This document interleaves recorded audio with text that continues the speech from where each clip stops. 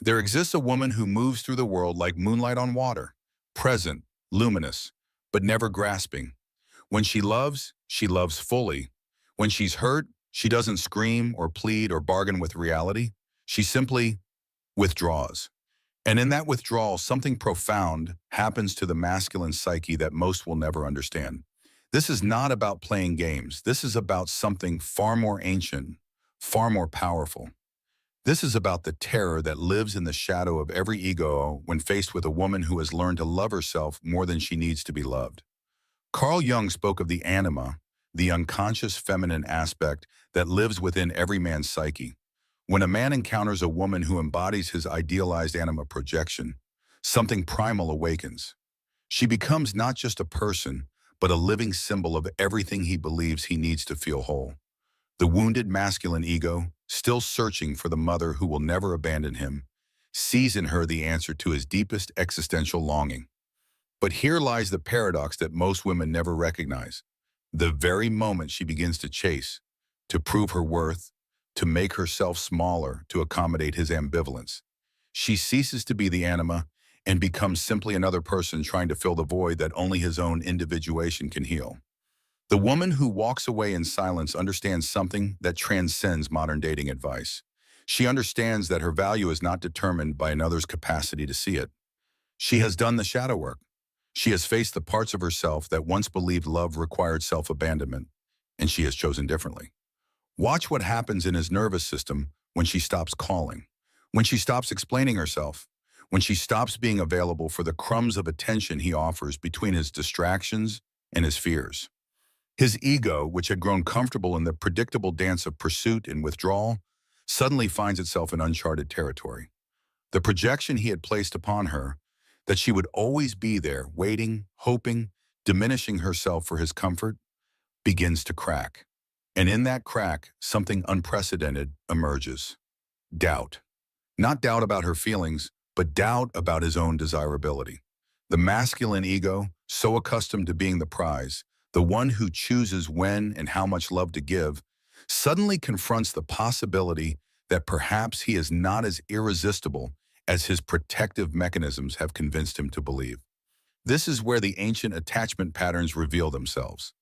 The man who had unconsciously chosen her because she seemed safe, because her love appeared unconditional and therefore non-threatening to his autonomy, now faces the terrifying prospect that perhaps her love was not unconditional after all.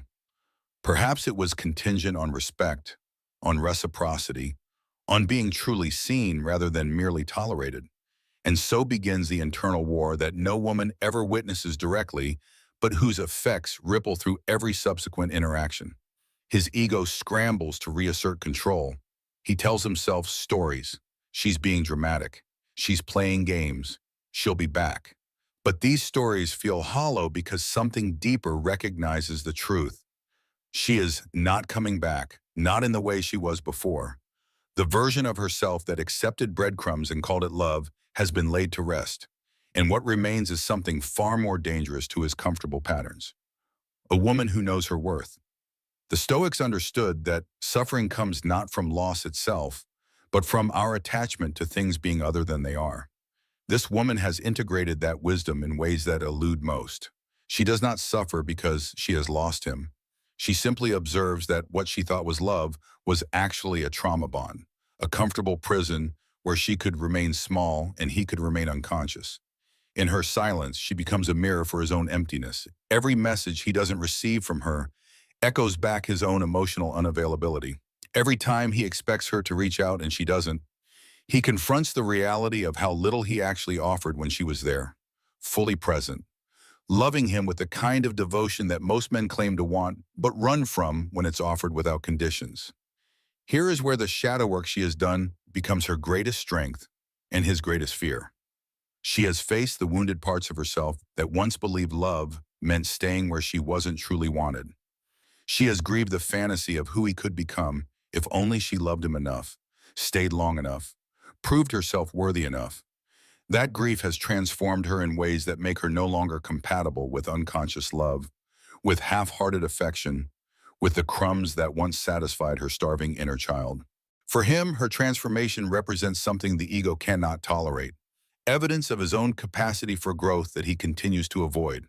She has become living proof that healing is possible, that people can change, that the unconscious patterns that govern his relationships are not immutable laws but choices he makes every day.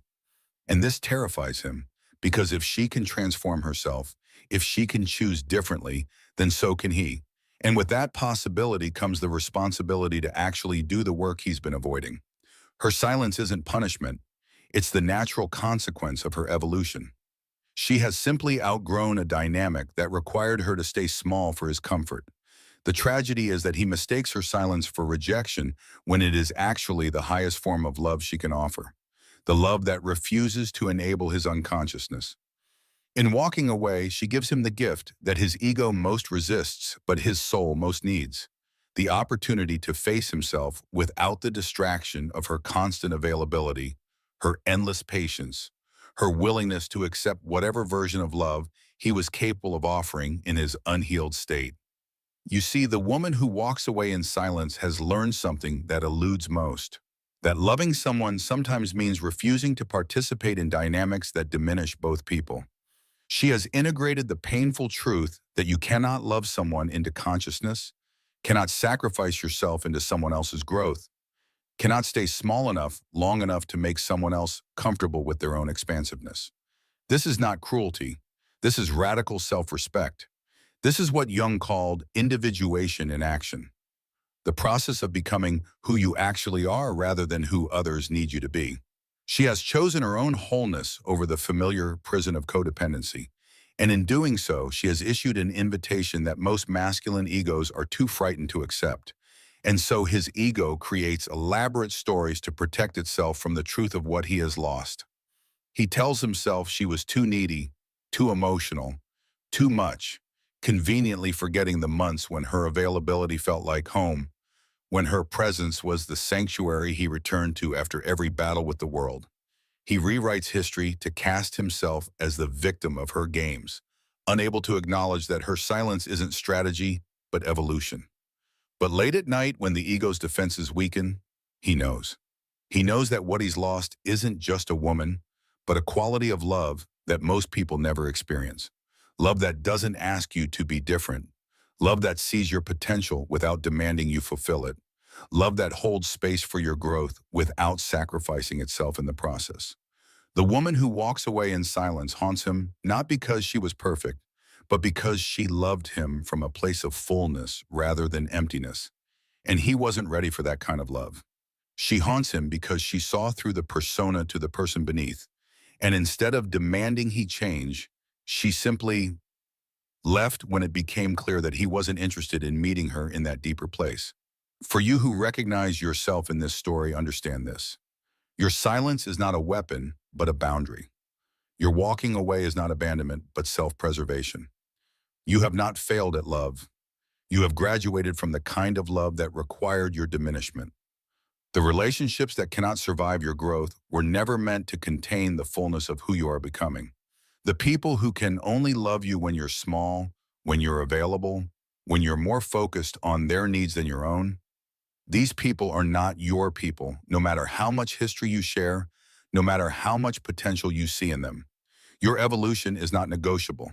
Your wholeness is not up for debate.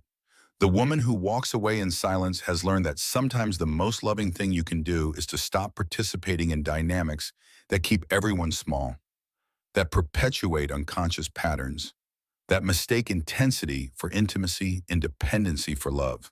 She becomes unforgettable not because she was perfect, but because she was real.